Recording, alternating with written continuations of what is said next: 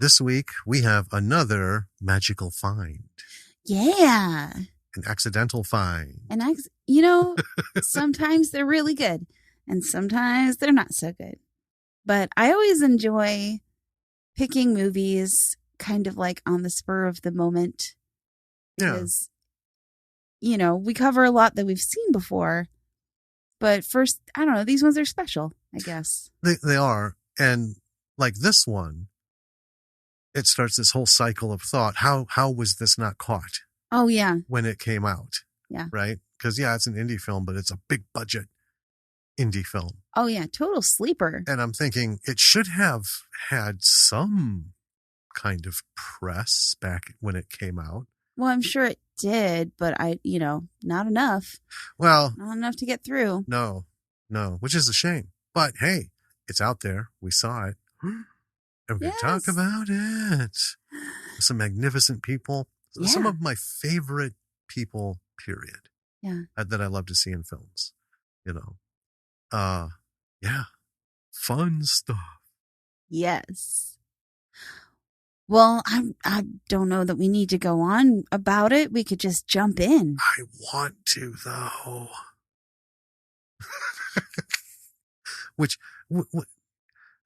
Why'd you give me that look?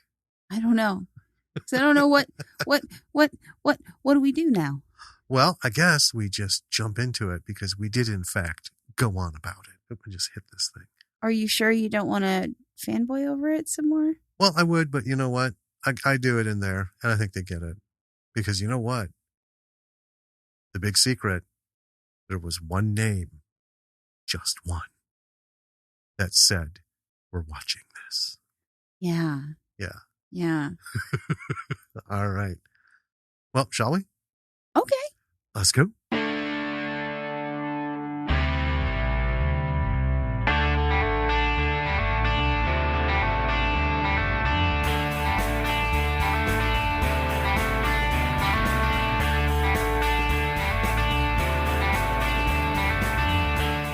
Hey there, B-Siders. Welcome to another episode of Bravo for the B-Side. This is Danny. And this is Jim. I have reasons. You do? Yeah. What's that? Well, because some people listen to podcasts at like 1.5 speed or 2 speed or more. Oh, you're jacking with them? And I'm fucking with them. I love it. Nice. Yeah. Okay. Well, providing anyone's still listening after that, and they're not going to the doctor, say, I'm having a stroke. Something's wrong. What's happening? We have a movie this week. What? Yeah. Is that what we do? Yeah, we're mixing it up. We're actually going to do movies. Whoa. Oh, wait, we have been. Yeah.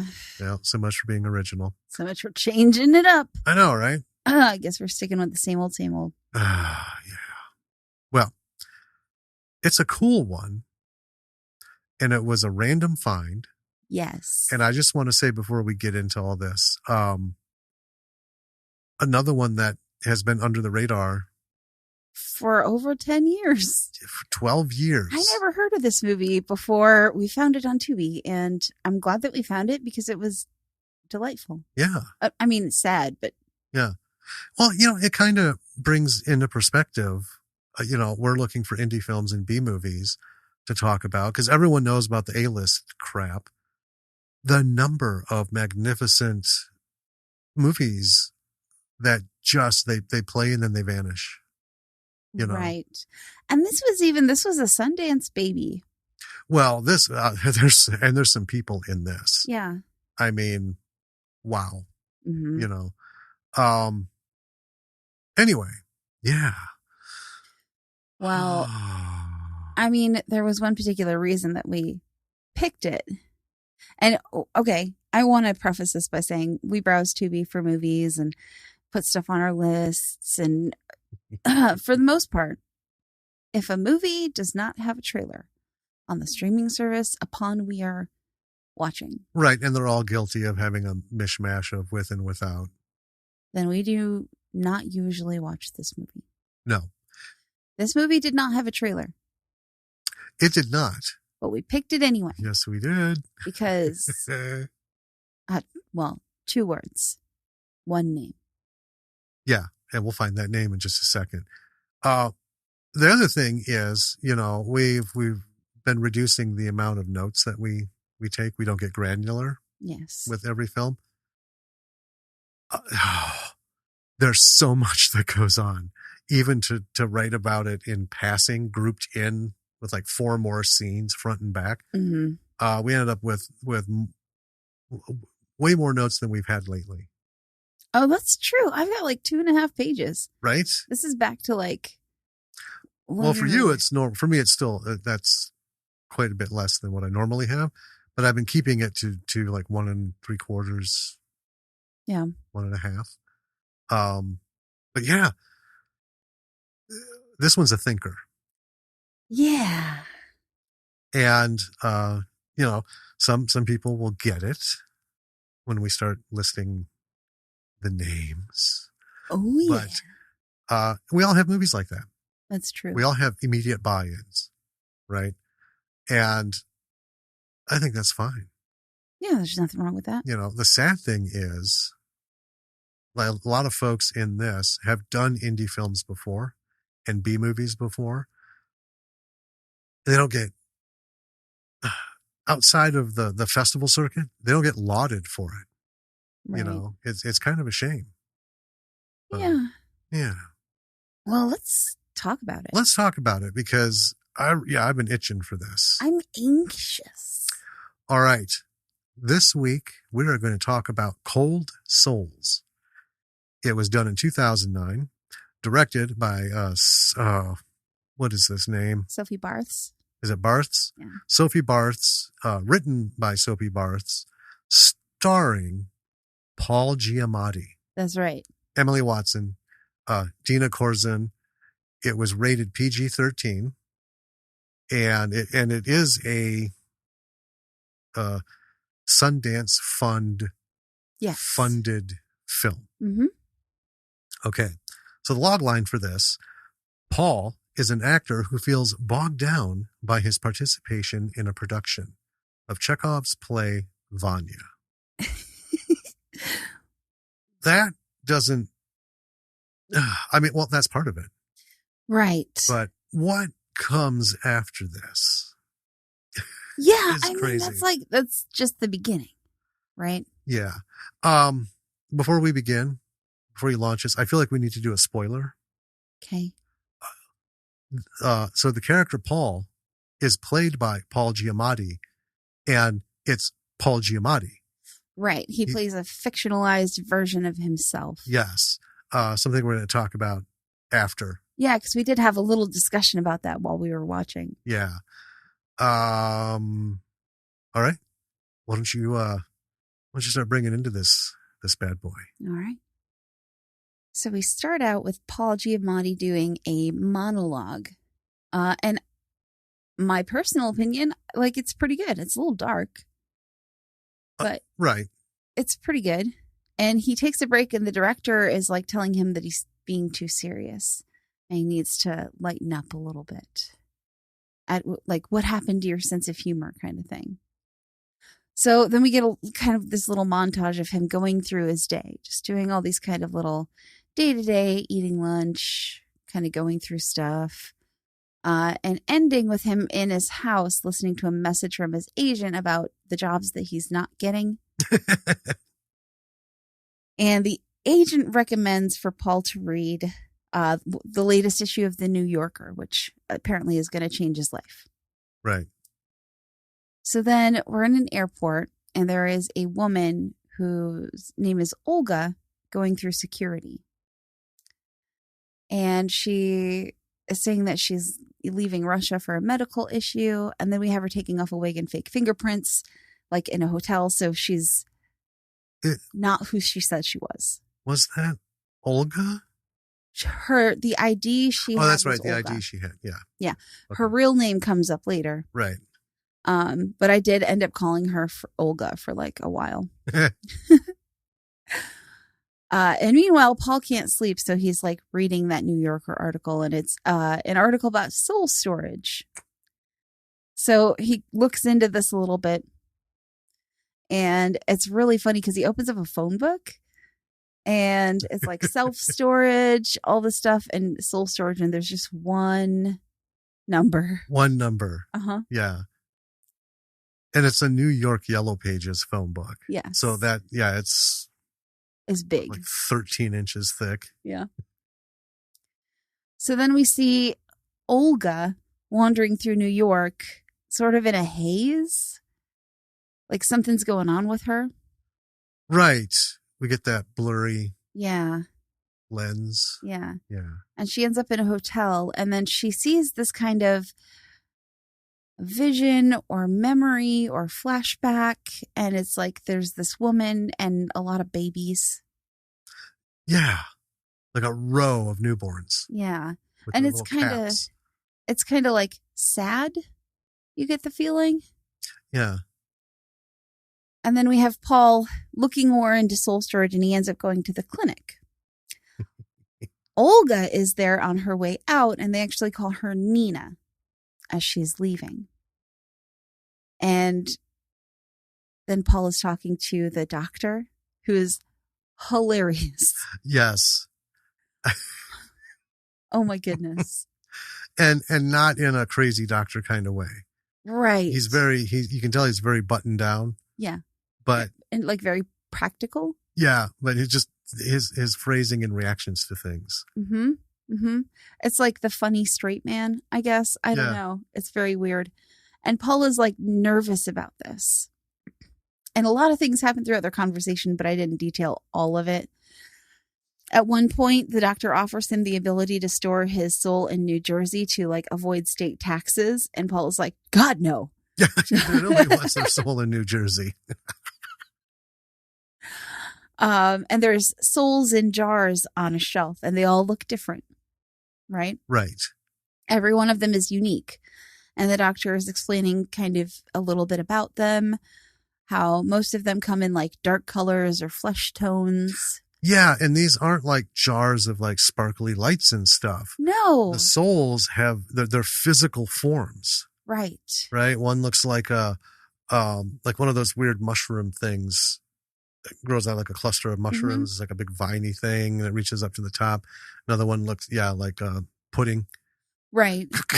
But he does mention that they were surprised that souls are so, they lean to the dark colors. Right. Yeah. They're not these rainbow glittery things. Right. And you would think that they'd be like beautiful and sort of artsy, but they're not. They are not. There's one that looks like a lump of coal. Yes. Like, and one that looks kind of skeletal. It's very strange. Yeah.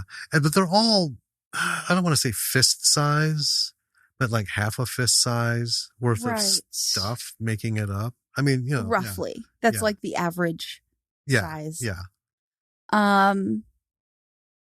And Paul is very like still skeptical and nervous about the whole process, which is like unnervingly just clinical. Right. And it's all going on like this is as routine as getting a hangnail removed. Right. Right. Like he's going in for an eye exam. Yeah. Ultimately he does sign the contract. Yes. Right. And then he's put into this massive MRI looking machine for the extraction. And it really, imagine a giant marshmallow. A big old fluffy marshmallow. Yeah. Like, 8 feet across? Yeah. With a hole cut in the middle. And just like an MRI machine, the thing slides in and slides out. And it's funny because he goes, and the process sounds almost like a toilet flushing. Kind of, yeah. It's like, like, oh, this can't be good. One of my favorite things about the machine, though, is when the doctor goes to operate the machine and he goes to the panel with the buttons. It's like very simple, old school sci-fi movie buttons. Like a very simple white panel and big, friendly labeled buttons. Yeah. Extract. Yeah. It's like 3 inches across. It is not complex. No. So we hear those sounds. And then we cut to him sitting in a room with a bunch of other people, and they're all watching this video about how to feel afterwards. So it's kind of like an Right. instructional or informational video. And they're all dressed. Yeah. They're just all kind of hanging out. And then he's given this weird test to see how much of his soul is extracted. So they stick him in this like egg-shaped booth. And they start showing images of different things. And then a drawer pops out and there's a bunny rabbit in it. Uh-huh. And he's so matter of fact, right? He sees the image and he's like, Okay. another one, And then the drawer pulls out and he sees the bunny. He picks it up, holds it close to him, puts it back down. So they determine he's had 95% of his soul removed. Right. And there's a mention that it's never 100%. There's always like some residual left behind. And then I love it. The doctor says, how do you feel? I feel hollow, empty, bored, overall great. Right. And then while they're talking, the doctor looks in the soul jar at Paul's soul, which up till now has been covered in this like white neoprene sleeve. Yeah. Paul doesn't want to look at it. Yeah. Like a protective insulation thing.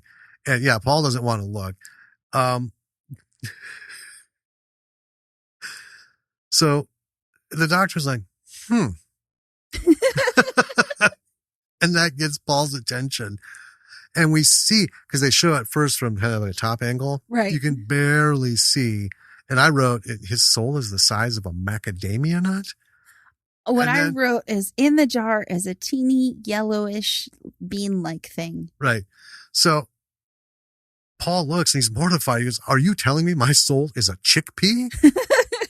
And then flustered, he drops the container and his soul bounces out. And them both looking for it is hilarious. But what happens is when they find it and they hold it up, the camera's in on it, and it is a fucking chickpea. It is an actual chickpea. That's the prop. So, the doctor's like, don't be embarrassed by the size of your soul. Everybody's different.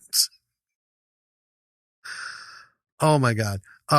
And then we have him just doing a bunch of stuff. Like at home, he's weighing himself. He's looking in the mirror. He's just like smelling stuff. Like, to me, it seemed like he was trying out his emotions. Well, right. Yeah. To see if anything actually, struck anything. He's back at the rehearsal and the director is just completely confounded at Giamatti's performance. It's 180 degrees and not in a good way. Nope. No. It's real bad. He starts actually sounding almost like a carny barker. Mm-hmm. Well, let's say we get this going, huh? Like, I don't know that Chekhov had that in mind for any of his characters. But anyway.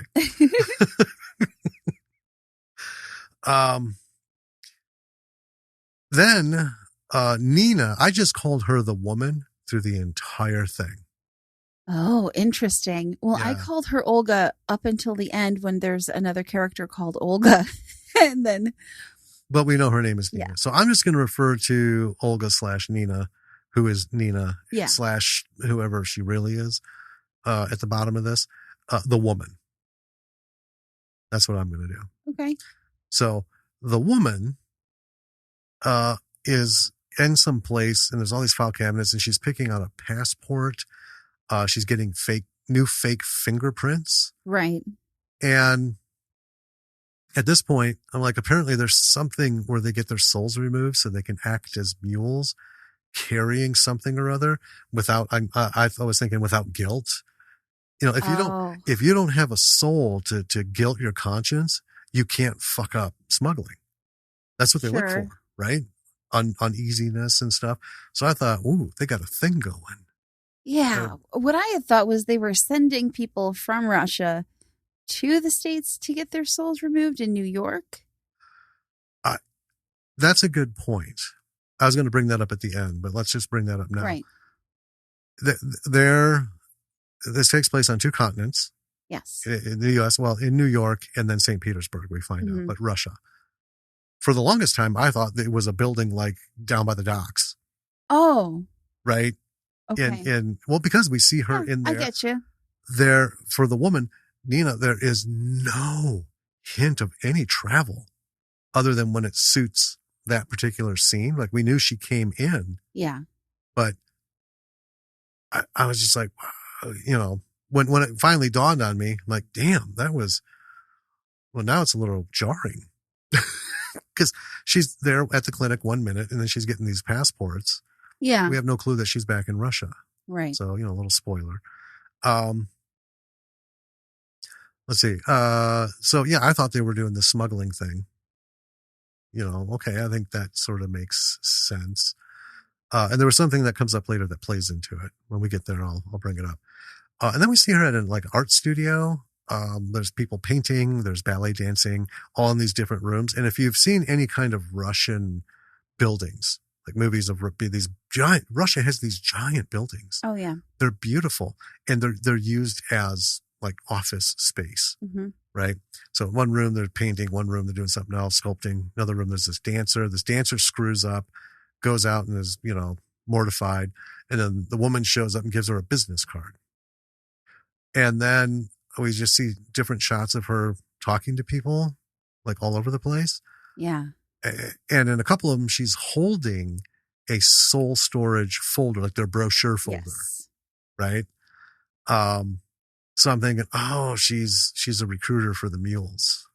Okay. Yeah. She's talking people into doing something terrible.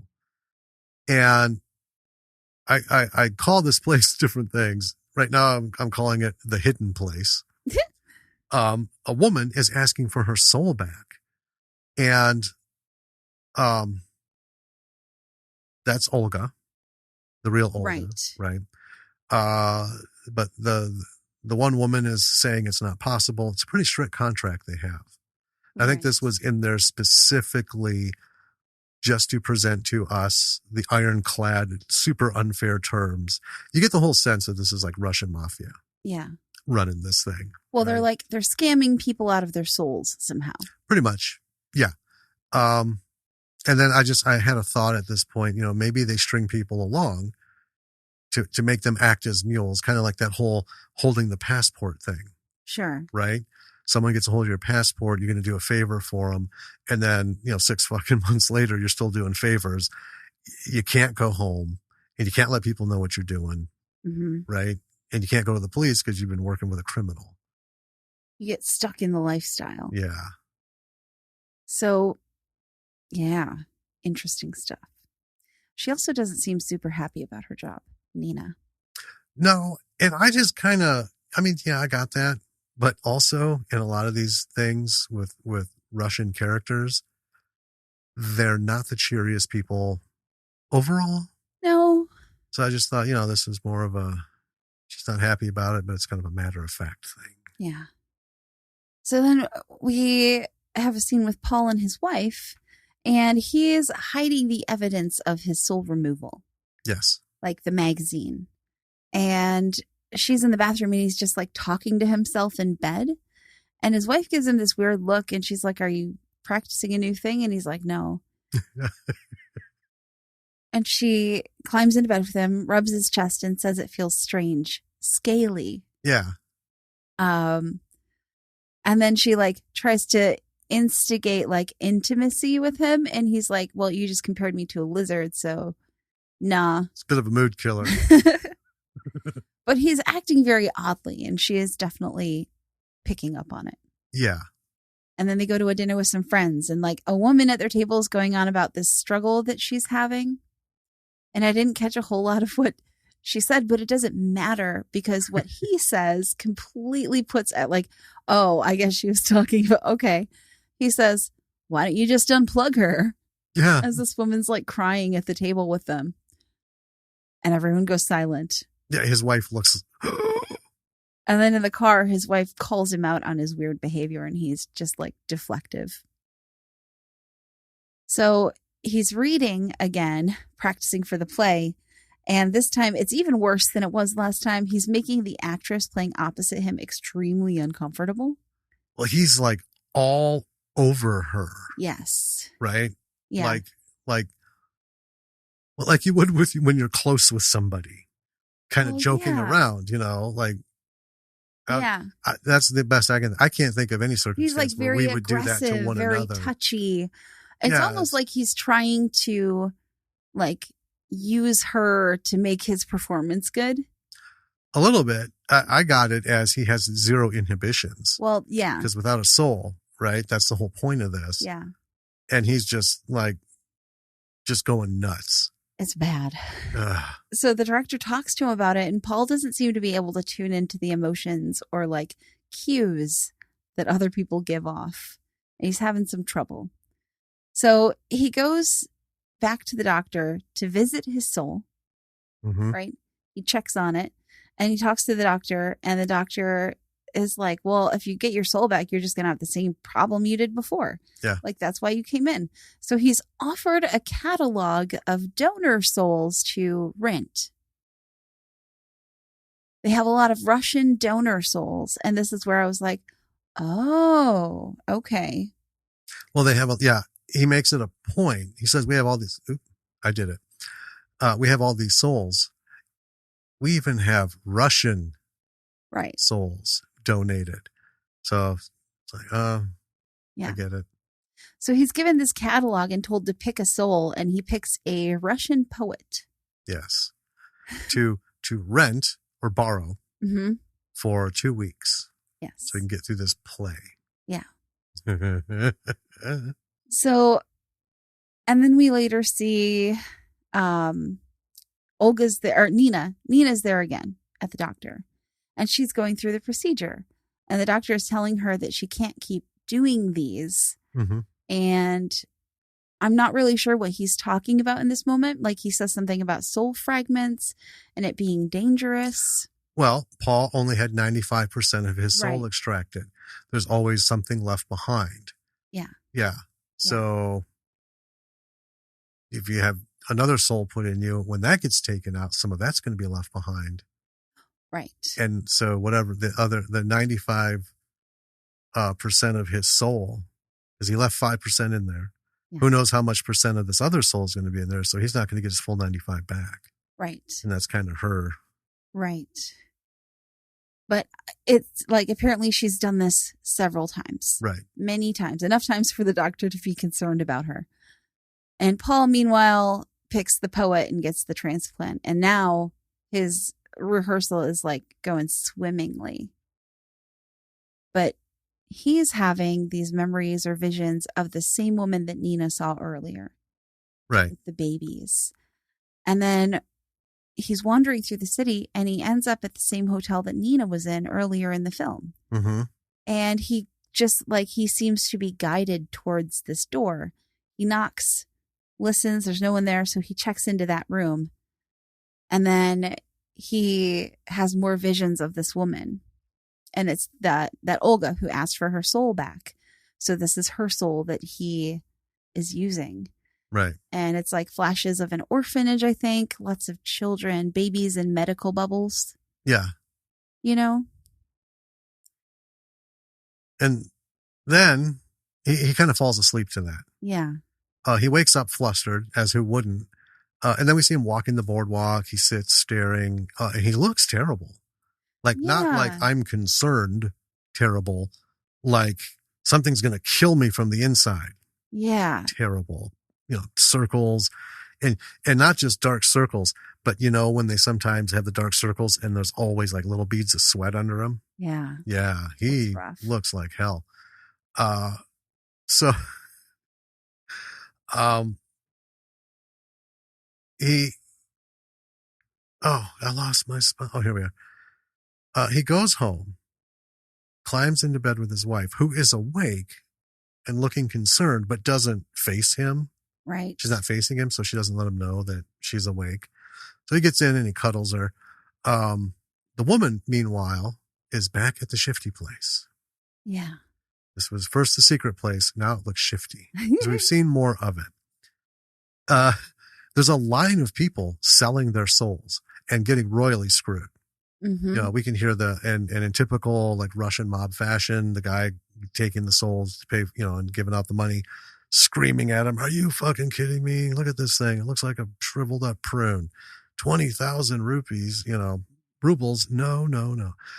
So it's a pretty dark kind of place. Mm-hmm. Nothing good is happening here. And then we have a group of people sitting like in the lounge. Right. In like the boss lounge. Yeah, which is only slightly nicer than Yes. the rest of the place. And they're talking about getting and selling American souls to Russians. Right. And some of them are like, who the fuck wants an American soul? And then this woman in the group has a list of souls that she would like. And they're all famous American actors. Al Pacino, George Clooney, and then that goes on a little bit. And so at the clinic, the woman who has been, Nina, is sneaking on to the receptionist's computer while she's off doing something.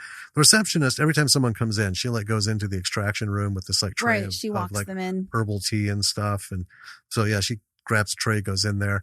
Then clickety clack, comes across Paul's name in this list. Right. Because she was tasked with getting an American actor. And yeah, occupation actor. And he's the only one there. And then we have a quick shot of the soul machine room. And I just like, did she take Paul's soul?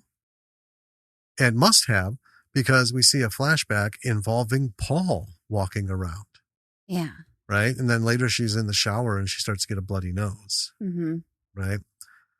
And so that all kind of happens like boom, boom, boom, boom. Paul's back at the doctor. He looks like absolute shit. Even worse than when we last saw him. Yeah, he's sick. Yeah. He's saying the soul is too big for his life. Yes. For the life that he leads. This soul is just too much. He wants his soul back. And then we get into like the doctor talking about soul trafficking. We see the Shifty place again. They have their own soul extraction machine. Mm-hmm. And we see that this woman, Nina, is in it. Then we cut back to Paul, and he goes to his soul storage locker, and his soul is gone. Now, the lady from the little group before who wants an American actor's soul, she has Paul's chickpea soul in her hands. And she's looking, and she's not thrilled. No, she's like, it's a fucking chickpea. Right? And then we cut back to the clinic. They're ruffling through the lockers, all of them. The Shifty place, this actor is told it's Al Pacino's soul, so she gets it put in. Yeah, one of the things he's like, Al Pacino has 3 Emmys or something. Yeah. Weird. Just weird. Very weird. So, yeah. Then we're with the doctor, and he's telling Paul that they probably accidentally shipped it to the New Jersey warehouse. No need to be alarmed. Right. And Paul is understandably upset that they lost his soul. Yes. And the doctor's like, well, we're going to work on finding it, but you could potentially, redevelop your soul from the remaining 5% that you have. It could grow back. Yeah, it's been known to, it's possible to it's just the conversation is you get the frustration. Yeah. But it's funny as hell. Oh yeah. And then we see Nina, and she is looking for Paul Giamatti's films so she can watch them. Yeah, at some rundown DVD store or rental place. Yeah. And she's having a conversation with the actress who's like the boss's wife. Yep. And that's what I call her, is the boss's wife. Yeah. Who's kind of like bitching about the soul a little bit. And Olga's like, it was a beautiful soul. It's a beautiful soul. Mm-hmm. And then we see Paul, and he's pretending to be asleep when his wife comes to bed. Do you mean Nina? You said Olga. Yeah, I meant Nina. I have it written Olga for like a long time in here. The woman. Yeah, Nina. Yeah, she thought Paul's soul was beautiful. So Paul's pretending to be asleep. His wife asks him if there's someone else. And then he turns and he's like, if I were a different me in the same body, would you still love me? And she's like, what? And then he just tells her everything, right? He shows her the article. He explains what's going on, comes completely clean with her. Mm-hmm. And she is flabbergasted. Oh, as yeah. he's telling her this. Yeah, absolutely gobsmacked. Because she's just like, why? What? Why would you do this? What? So then we see the boss's wife who's trying out Paul's soul and she seems to be enjoying it, right? She's on a soap opera. Yeah, a Russian soap opera. And the boss is watching her on it. And then Nina asks the boss when his wife is planning to return the soul, and he just kind of brushes her off. Like he's not worried about it. But Nina seems to be worried about it. Mm-hmm. Back in New York, they still can't find Paul's soul. No. So the doctor gives him some pills to deal with the illness effects, which he says is like a soul rejection. Yeah. Take 2 of these 3 times a day. Yeah. And so Paul asks about the donor again because he's really insistent on meeting this donor. Right. Right. Whoever's soul he has rented. He wants to know who this soul belongs to. Yeah. Because he's gotten quite close to it and he's been deeply affected by it. So, and then he's told about the mules. So what is happening is people like Nina are putting the souls in their body, mm-hmm. traveling over, overseas, emptying them out, going back, getting another soul, because I guess souls are volatile at altitude. Yes. So they can only be transported in a body. Yep. So they're loading themselves up with souls, and that's why she has all this, mm-hmm. all these remnants in her. Right. Yeah. So he's like, well, then tell me who brought it here. And evidently the doctor does, because he bumps into Nina at the hotel, goes there, knocks the door, and she opens it and just pulls him in. And they don't even get to have a discussion because he looks on the bed and one of his films are there. And he's like, you know where it is, don't you? Was it a film? It was one of his movies. Oh, I thought it was a book about him. No, it was a Paul okay. Giamatti movie. Okay. And he's like, you know where it is, don't you? Immediately. And she's a little hedgy at first, but it doesn't take a whole lot for her to come clean with him. Right. So she tells him it's in Russia. This woman is using it. And he's like, well, get it back. I didn't rent it out. Yeah, didn't give permission. Right. Why is someone wearing my soul? And he's like, I'll buy it back, whatever I have to do. And she's like, it's not about money. They're very wealthy. The only thing they don't have is talent. Yep, I love that. And he's just like, I don't know what to do with that. Right? He doesn't say that, but the look on his face is like, sure. Next thing is Paul packing to head over to get his soul back. He and the woman, Nina, go to Russia. They're at a hotel. And he's sitting down. And, and in St. Petersburg, if you've got Paul Giamatti money, you're staying at a really nice hotel. Yes. And they are gorgeous. And he is in just this lavish, wonderful restaurant/lounge. And they bring him his dinner plate, and it's a plate full of fucking chickpeas. Yeah. And he's just like, ugh. So obviously he doesn't eat. They end up going to the shifty place. The guy in charge is pissed, the boss, yeah. right? And he's like, this isn't his problem. They all end up sitting together. The boss tells Paul that his wife doesn't want to give up the soul. And the boss says they thought they were getting Al Pacino's soul. And he doesn't want to disappoint her. Right. Okay. And then Paul finds out she's doing a soap opera and he loses his shit. Yes. Saying, are you kidding me? A soap opera? She's going to ruin my soul. And then the boss tells him, just go out. We've got a bunch of souls here. Got lots of books to go through. Go out, pick a soul, and go home. And in a very not subtle, threatening manner. Oh, yeah. Right? They're in the car driving, and Paul is just yelling at Nina. Yeah, he's furious. Yeah, and he's like, I want to talk to the wife. And then they find her at a ballet class. It seemed like that same building with all the art stuff going on. And then they start stalking her. They track her to a salon where she's getting a wig, and then he goes in to confront her. She ends up storming off. What happened? It was a notification. I'm on airplane mode, but it apparently didn't care. On the phone? Yeah. Weird. I know. You just put a bullet in my momentum. Sorry. So they're in the salon, mm-hmm. and she ends up storming off.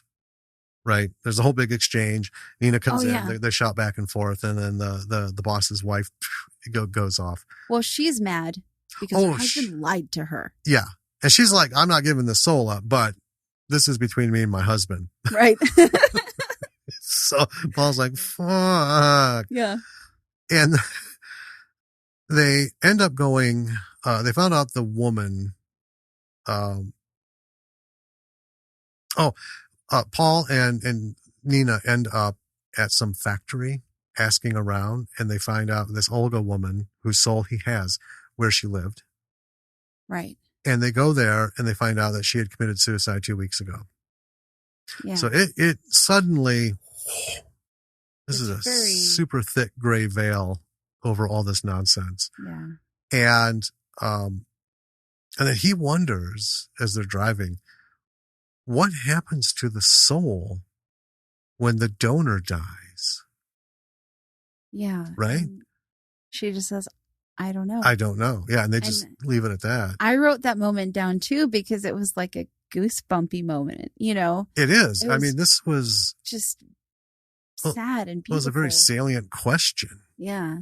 And this has been kind of a weird, you get his frustration and what a shitty thing and this and that. But there's all this levity in these moments and exchanges. Yeah, there's a lot of comedy. Very well balanced, not over the top. Mm-hmm. And then all of a sudden, boom, this. Yeah. Oh my God.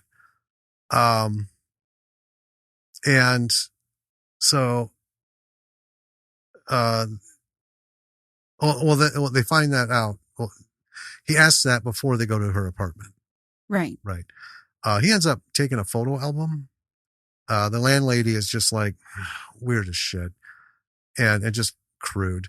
Of the donor, Olga. Yeah. And then they end up at some function like a day or two or three later. There's it's a party. Thing. It's very strange. Yeah, it's a weird party. And the boss's wife is there and she's just like having a ball. Yeah, having a ball, dancing and, doing whatever. And then it just cuts to later. Almost everybody's gone. And there's some people sleeping in chairs, Paul being one of them. Mm-hmm. He just wakes up, looks around, gets up and just kind of just walks out. Like, And Olga picks him up, like she's in the car outside, and she's got the wife sedated in the back seat. Right? Yeah. And she's like, we got to hurry. So they go to the machine in the shady factory, and they extract the soul from the unconscious wife. And he holds up the jar, and the chickpea, which before was it was those weird chickpeas where they like grew together. Right. It was, chickpea size and had like a little, like another chickpea on it. So it was, No, it was just a regular chickpea. No, take a look at it. I looked. Take another look. Anyway. But it was like a canned chickpea. And then when he picks up the jar, it rattles around. It's hard and dry. And he's like, it's all dried out. He's pissed. And Olga's like, yeah, it's not surprising. Nina. Yeah. Nina. Sorry. Nina is not surprised. So they put Paul in the machine, but his soul is resisting going back in. Right. So he has to put, and these were mentioned earlier in the film, what people usually do is they put on these weird goggles that let them look inside. Right. And he refused the first time because he was like, I don't want to see what's inside. Yeah, he was having a hard time going through with it anyway. Right. So all this, extra shit, he's like, ah. So he's forced to put these on to reconnect with his soul and get it to go back in. Yeah, because it's been so long. Plus, it's been in the actor. Yeah. Boss's wife. And then we see what he sees, and inside is just empty. Yeah. Just this large white space. And then there's like a naked toddler running across the floor. Yeah. And then there's a door. And Paul's now going through all these like weird visuals and memories of himself as a kid, I think, and just all these different things. Yeah, it seemed like his childhood relationship with his mother, and then a couple things when he's a little older. Like a sick father. Yeah. And as he comes out of the machine, like he's very emotional. He's more emotional than we've ever seen him in the whole of the movie. And the jar is empty. Yes. And he's like, well, what happened to Olga's soul? And they don't know. But they've got to skedaddle. Yep. It's before just the wife gone. wakes up. Yeah. It's just gone. Mm-hmm. Yeah. So when Paul gets home, his wife is sleeping. He lays down next to her. He plays with her hair. He's himself again. Yeah. And then he visits the doctor's office, and there's like Homeland Security just taking everything. Yeah, this is being cleaned out. And the doctor's just like, oh, it's no big deal. It's just Homeland Security. And we're on top of all this. Yeah. And Paul has gone there because he's trying to get Nina her soul back. Right. Because she's quit the mule. And the doctor's like, well, I can't, I'm not in control of anything. You got to talk to this guy. Yeah. And it's just a suit who is like, well, we can't just give it to you because we have to assess its value and all this kind of like, weird talk. And then he's like, and even if you could get it, she might not have room for it. Right. All the muling left her with so many fragments of all the souls that she accumulated that there's probably not any more room for the soul that she once had. Right, because you can't clear those out. They're there permanently. Right. Right. A little bit gets left behind every time. And so Paul is sort of devastated by this. And he goes to the beach, and we see her kind of walking in the distance, and he walks up to her, and that's just it. Yeah. Well, I made sure to put in that he's at the beach sitting, staring out, and then he sees her walking on the beach in the cold. This is winter in New York, before heavy snow. Because when I was typing that out, I thought this sounds rather paradise-like, because what's the first thing you think of? Oh, walking on the beach and stuff. Right. It is bitter fucking cold and windy, right? So that added to the gloom of this moment where we don't, it's that and it reminded me of Lost in Translation. The best way to end. We don't need to know what they're talking about. We don't need to know what he says to her. We know it's tragic, and what happens. Mm-hmm. Right? We just need to know this one thing, and boom. So yeah, that was a little steep for a.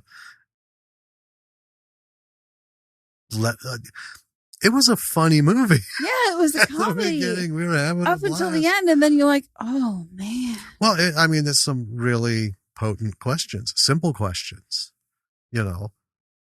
What is going to happen if they did something? If they could find the soul, and this could happen, what kind of terrible things would go on? Well, obviously, this whole Russian enterprise, right? And we were outside sitting. We were talking about, the black market organ transplant thing. People like to poo-poo it, but we know it happens. Now, some of the stories, there's a million people who know somebody who woke up in a hotel room in a bathtub full of ice with a note that says, call the doctor, and their kidney had been removed. Sure. Right? I don't think it's that much of the truth. But in these, especially third world countries, it's huge. It's huge. I mean, think about it. Your entire lifetime doing what you're doing, you're going to never make enough to guarantee your family won't starve. But with this one thing, give up a kidney because you got two. You'll never have to work again, and that money can last a couple generations. Yeah, I mean, there's a lot of stark stuff that goes on in the world. So this movie is precision. Yes. We didn't get the budget. No. But it was well funded. Well, yeah, it was a Sundance baby. Yeah. So everything, rather than pick specific lessons, technical stuff, this thing was top shelf. Like I said, a precision movie, the cinematography, the direction, the performances, everything was way up there. And it's funny because with that kind of money, they could have gone all out with the soul extractor, right, and all this crazy shit. And it really honestly feels, and I could be wrong, but to me it feels like that was a conscious decision, because that's not the story, right? There's this machine. It's pretty mundane, really. Yeah. Right? And even his going in was very mundane. Yeah. And I know in a lot of indie films that kind of decision is made because of budget. Right. This did not seem like it was a budget thing. This was a decision. Intentional. Yeah. The machine's not the story. So it just needs to be a background thing.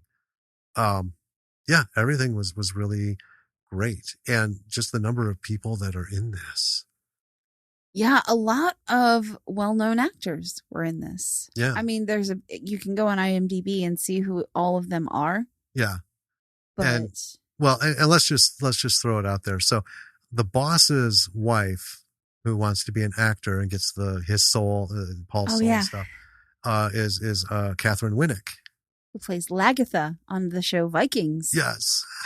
And we've seen her in a couple other things. She's on a TV show that I tried to watch and I can't. Yeah. It's a series that's over here. But we've seen her in other stuff overseas, English productions and Swedish stuff and everything. She's brilliant. She is. She's wonderful. And to see her play such a fairly small, beautiful role. Yeah. Yeah. Well, that's the thing with her. She's like Seth Green. God damn it. I know. You go back and watch Vikings from episode 1, and you're like, oh, it's little baby Ragnar. Right. He looks so goddamn young, childlike. And Bjorn, when he comes back as a grown almost man, he still has such a baby face. And by the end of the series, I mean, yeah, some of it's makeup, but even if you see him out of the makeup, it's like, well, yeah, the dude has grown, right, and matured. But yeah, not Catherine. Well, this was before Vikings. No, that's what I'm saying. Yeah, the stuff we've seen her after Vikings. Right. Right. And the series that she's in now looks just that's the same. True. So I'm going to put her on the list with Seth Green. We're going to get them somehow on the show to get them to admit to us there's some super sci-fi, there's supernatural shit going on, anti-aging powers. Yeah. Anyway, so yeah, these performances were obviously great, and Paul Giamatti. Well, that was why we picked this movie. Sans trailer was because we were like, this is a movie all about Paul Giamatti, where he's the star, and normally he's supporting roles. Supporting roles, but like on, is it Showtime, Stars, one of those. He was on, he was the lead guy. Yeah, he's just really good. He's wonderful. And I don't care if Paul Giamatti has a fucking walk-on part. I will watch that movie just to go, Paul Giamatti. Yeah. So the technical lessons are everything. This is a Yes. really good, and yeah, it's budget, but you know what? You aspire to attain the level that, these movies with the money can reach with what you have. And we have had some examples where that can be done, Yes. right? But I just want to say the other thing is with these number of people in it, we've seen indie films with big people, Right. and they're always kind of like almost artsy, Yeah, just sort of silly, I get it. artsy stuff. Um, this was pretty head on. I mean, it was a little artsy, but it was like in a good way. Some of the, well, like Paul's flashback thing Yeah. when he was connecting with his soul. I did put, now it's starting to look a little art filmy.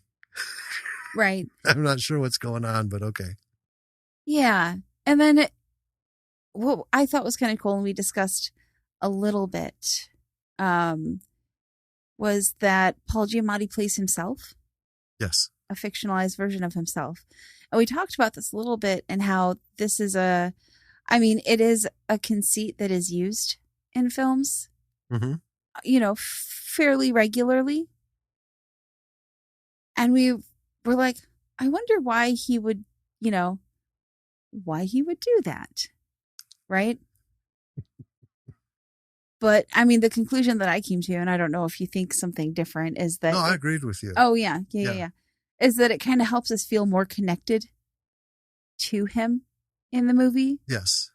Because if he was just playing some random, what I said, like Ron Brown or something. Yeah. Down on his luck actor, Ron Brown, we wouldn't care as much, I don't think. Well, it shifts the story from just we're watching a character, Yeah. right? We're introduced to him. He's going through this thing. We're like, okay, it's a guy who wants to be a thing. But when Paul Giamatti is playing Paul Giamatti in some elaborate, altered form, we're not connecting with some guy who wants to be an up and coming actor. We're connecting to an actor we already know and love. Yeah. And we're asking the question is, why the fuck would you do this? Yeah. I mean, dude. Come on, Paul. Yeah. What's wrong with you, man?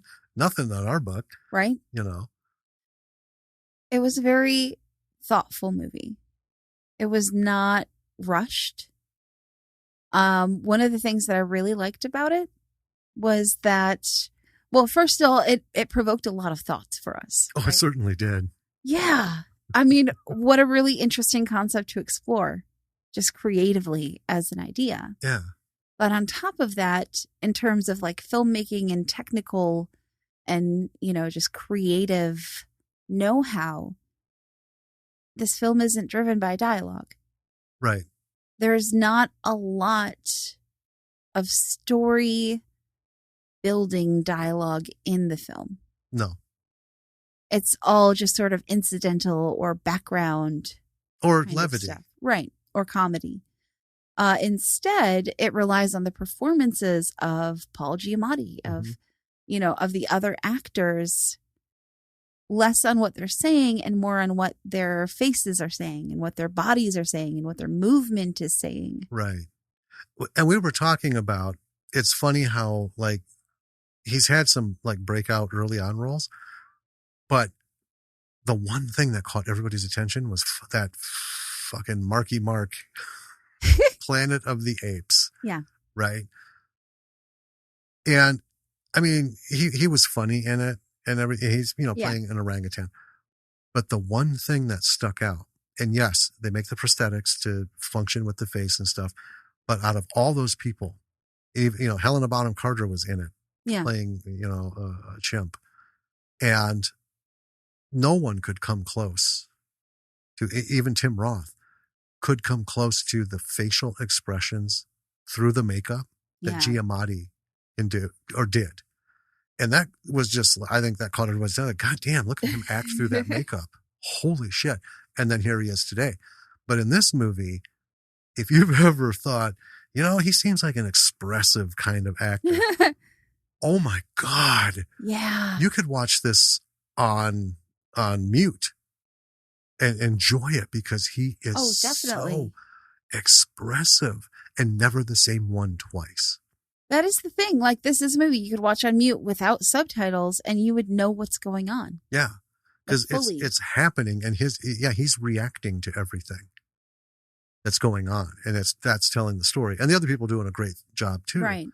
But yeah, that's one of the reasons I love Paul Giamatti is I'm so excited to see him because he can just take some words and an attitude and a character, and he just like builds it up in his face, and then it just explodes into the camera. Yeah. You know, it's really good. It was super good. Really good. That kind of like is the the trifecta of stuff, right? They had a huge budget. They had wonderful talent. They had a superb story that does make you think. Yeah. It doesn't hit you at the beginning. You're not watching a documentary. You're not watching this deep, artsy dive into the soul. Right. You don't have to interpret a whole lot of things. Yeah. You start a movie where a soul is considered now like a utility. Right. Right. Well, like just an organ. Yeah. I don't need this external flash drive, so I'm just going to go put it away somewhere. And it's supposed to unburden you. And that was the name of the article, or the subtext in the article. Unburden yourself. Yeah. New Yorkers no longer want to feel burdened carrying around their souls. Like they're carrying some fucking travel case full of bowling balls or something. Right. Right. So it's weird, but then it does get, those questions, those are like deep philosophical questions. They really are. What happened to Olga's soul? Why didn't it come out? Right. And what does the soul look like? How do you quantify it? There is a super at the beginning. I can't remember what philosopher. I want to say Descartes. I think, but it was in the 1600s, saying that the soul rests like in the middle of the brain in some little nodule. Right, in the pituitary gland. Or hence the extraction machine with this light bulb lit headgear thing. But, what does the soul do? Right. Him portraying that, it's supposed to, I don't know what, and they're never really clear. He wants to get rid of his soul to get out of his fucking head. Yeah. Because this trying to nail this performance is killing him. Yeah. And somehow not having a soul frees you of that. But then it makes him go the other way. Right. Well, and then kind of the question of what happens if you rent someone else's soul, right?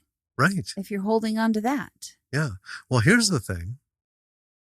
What happens if you have, like Olga had her soul taken when she dies? Yeah. That's the other question. It's the same question, but from the other side. What happens to the soul of somebody who dies? Yeah. Is she, if we're into the whole transcendent thing, does her soul actually ever go anywhere? Is that what happened when they threw his in? Hers just, it's not gone. It went to where it was supposed to. That's a more beautiful thought than it's just gone. Yep, it just petered out. Right. It's done. It's just really crazy, If you watch this film, folks, watch it in a group. Oh, absolutely. It'd be a wonderful discussion group film. Oh, absolutely. This would be the perfect precursor to a salon night. Yeah. Right. And just have your favorite drinks and snacks and stuff. Watch this movie and then go. Yeah. Let the questions flow and discuss. So it was pretty heavy, but not in a disappointing way. Well, yeah, it's very philosophical without feeling pretentious. Yes. Right? Yeah. Because they kept it simple, not a lot of jargon, not a lot of people talking. Right. Not a lot of just useless crap, which is really it was a wonderful. It was a wonderfully written script as well. The dialogue and the way that the story flowed, like the editing was done really well. Mm-hmm. I'm going to try and reach out to Sophie. Okay. And see. We're not going to get Paul on the show. That's What? oh well, because he's like a cool dude. He's a busy man. But well, he's an A-lister, which means he's unavailable. There's layers and layers of agents and managers and functionaries that you have to go through, and his time is too valuable to be fiddling around on small podcasts like this. I get that. Sure. I get that. But man, I would like to get Sophie and ask her about the writing of this. Yeah. What was the inspiration? That would be something to know. Well, I did actually. Here's a fun fact. Oh, you found a fun fact. Yeah. IMDb always has trivia. Right. Well. And in the trivia, there was, she said that her inspiration for the film was that she had a dream that Woody Allen had his soul removed, and it was a chickpea. And then she wrote this with Woody Allen in mind for the lead. It would not have been good with Woody Allen as we would not be talking about this movie in this fashion if it had been Woody Allen. But listen, okay, I don't know why that didn't work out, right? But here's what I imagine happened. Okay. We're going to pretend you're not even Woody Allen. Okay. We're going to pretend that you and I are going to write a script together, and I've come to you. I say, Jim, I had a dream, and I think this could be a really cool film. So here's my dream. You had your soul removed, and it was a chickpea. I want to write, and I want you to star in it. That is not a strong pitch. I get where you're going. It's also maybe slightly like a little offensive to the person. Probably.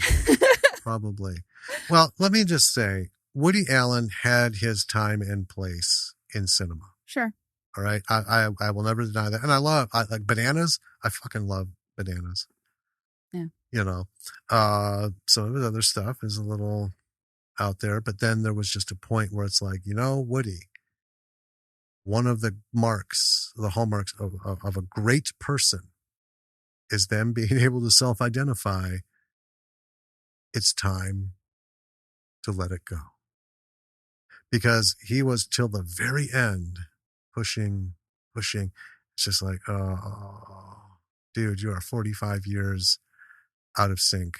This is no longer, stop, please, before my memory of you is tainted and soiled by these last ventures of yours that I can't think of you fondly like I do. And it could have been the pitch, or they could have actually started moving forward with it. And she sat in a room with them. They're reading the script. And she was like, no. I need to come up with an excuse. I got to come up with an excuse. I can't do this. No. Oh no. But yeah, this would not have been any kind of the same movie. It would have been an entirely different film. Yeah.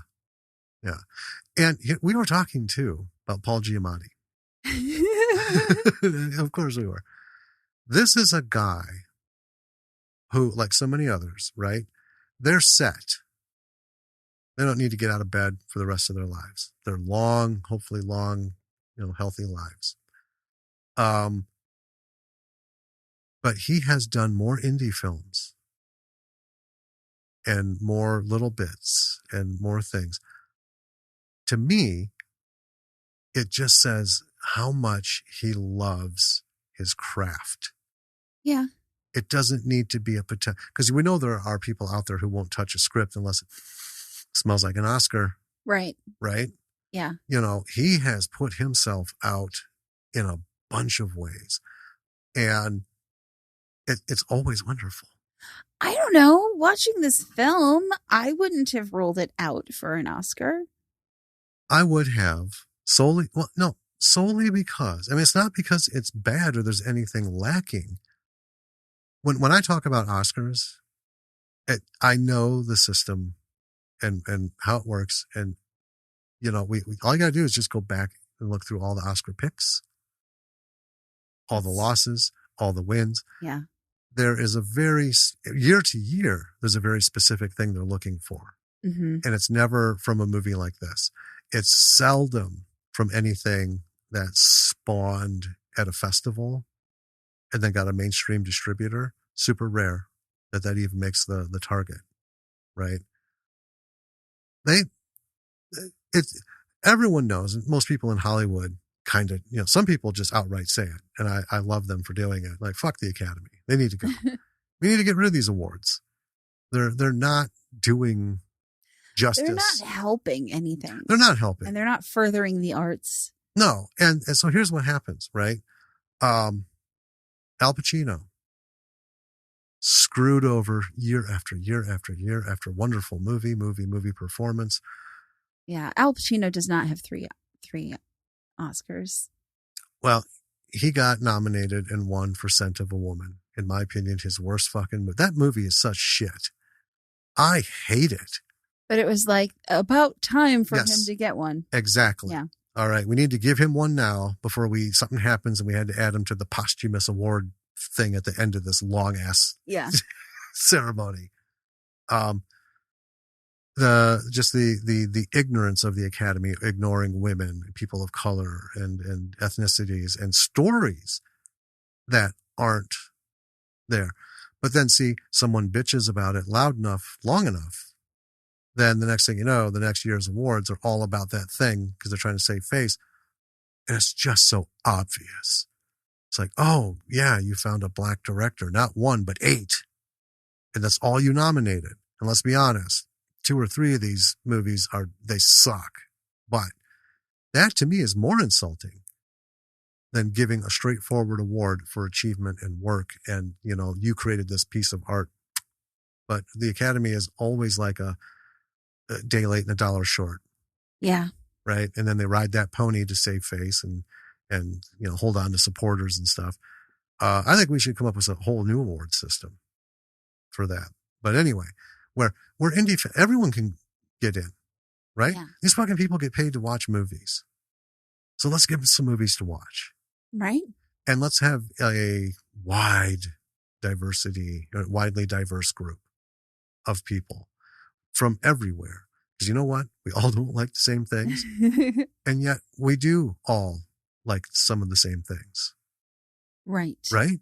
So I think better representation, all that stuff. But this easily could have been at least an Oscar nominee. Oh, sure. And not just because of Paul. Everyone in there could have gotten a nomination, and then every technical bing, bing, bing, bing, bing. Well, I mean, yeah, and Sophie for the story and the direction.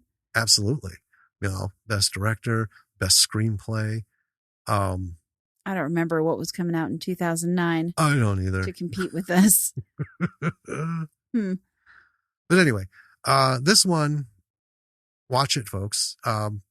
Yeah. Just like Repo the Genetic Opera, this deserves a cult following of the movies that we love. I am going to put this in with Local Hero and The Tall Guy. It's really good. And Lost in Translation and Station Agent. Yeah. It's not a slice of life movie, but it's Paul Giamatti fucking up in this weird way and just trying to set shit straight. And well, I'm so glad. I'm so glad that when we were looking for a movie to watch for this episode. Because we had picked one. Yeah, we had picked one. And I'm like, let's, go a couple more rows down.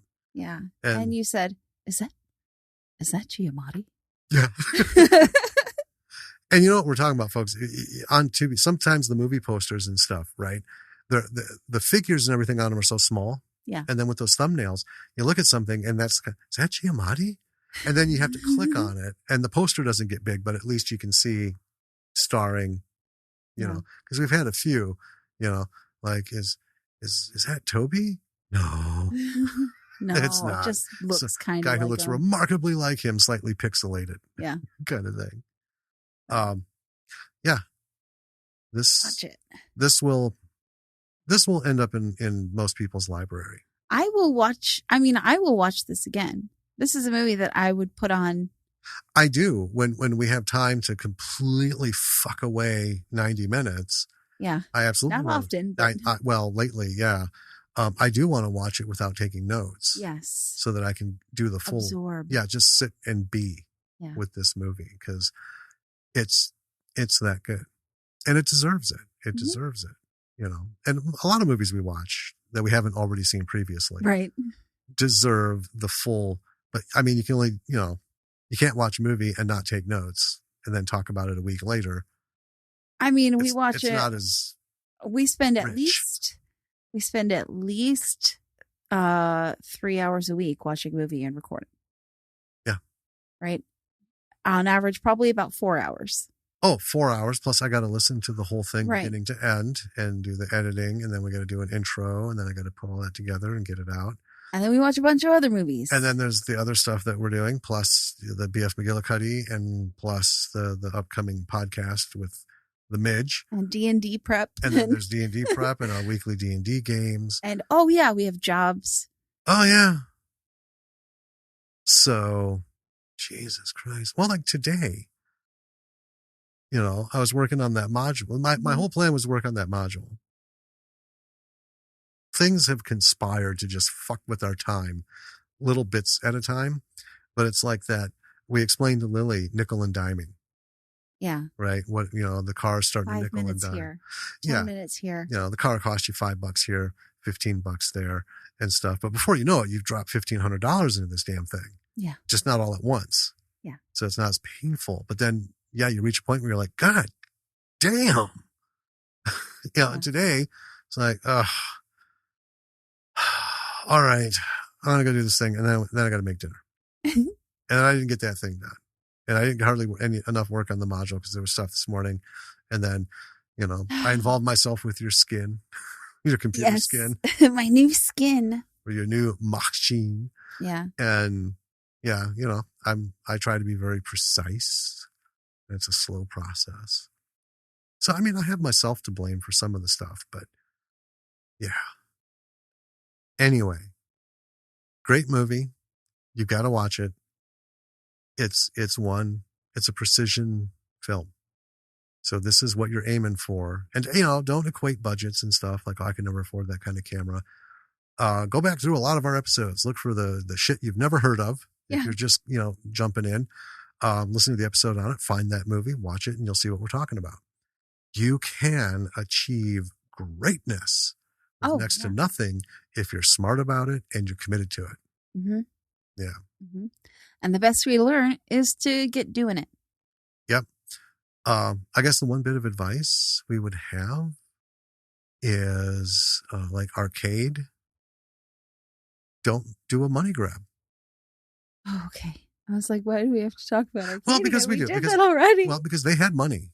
I know. They had money for, I mean, it looks laughable, but in the day, that was expensive stuff. Don't do the money grab. Yeah. Do your story. Be thoughtful about it. Be passionate about it. Stick to it. And, you know, birth it one day at a time until it's complete. That's the stuff we're going to be talking about for other people who are starting out. Yeah. To, you know, what? Look at this. Look what they did with this kind of thing. Yeah. Yeah. Money grabs just end up shit. Yeah. This movie was not a money grab. It was a thoughtful. Right. Arcade was a money grab. Right. It was a thoughtful, beautifully done movie. So. And after you're done watching it, go check out our website. www. I didn't. Sometimes you roll with it. Sometimes you just like look at me to finish. LordsandMissRollProductions.com. Everything is on there. All of our links, pages for BF McGillicuddy, our merchandise, the podcast, all of our episodes are on the website, as well as all the links to the platforms that we're on. If you want to subscribe through there, please subscribe. Please watch some BF McGillicuddy. Please like the videos, subscribe to the channel, and share the videos, share the podcast. If you have something you want us to talk about, email us. Our emails are on the website. Also, check out our social media. You can also contact us through our social media platforms. Yep. And you can see who's following us and who we're following. They're cool people. Check them out. Yep. Welcome to your tribe. I think that covers it. I think that pretty much covers it. Yeah. And we've got one on tap for next week. Yes. Which I'm not going to spoil, but it has one of my all-time favorite actors in it. Oh yeah, absolutely. And it's not. Yeah, and I don't want to go into it, but right, it's a fun thing. And it's the kind of film we haven't done since. I just had the chicken one. Oh sure, yeah. I can't remember. Stick caveman one. Yeah. I don't remember. I know. So that's okay. It's an adventure film. It is. It looks to be very fun. Mm-hmm. And the kind of stuff we need. Yeah. And we need more of. So Spit. That's it. Spit. Yeah. So yeah.